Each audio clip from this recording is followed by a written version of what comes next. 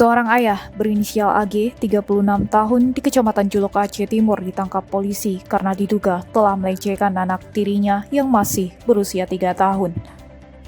Kapolres Aceh Timur AKBP Andi Ramansyah melalui Kasat Reskrim AKP Arif Sukmawibowo mengatakan AG ditangkap berdasarkan laporan istrinya. Pelecehan itu terjadi saat dalam perjalanan pulang dari pasar. Kemudian istri pelaku meminta menghentikan sepeda motornya karena ingin mengambil alat masak di salah satu rumah kerabat.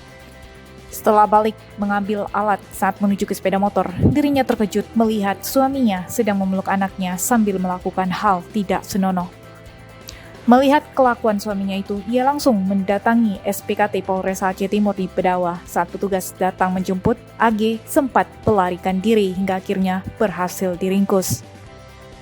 AG pun mengakui perbuatannya itu saat dilakukan interogasi oleh petugas kepolisian.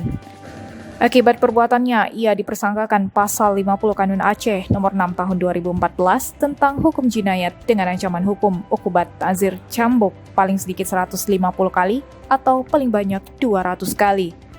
Atau denda paling sedikit 1.500 gram emas murni dan paling banyak 2.000 gram emas murni.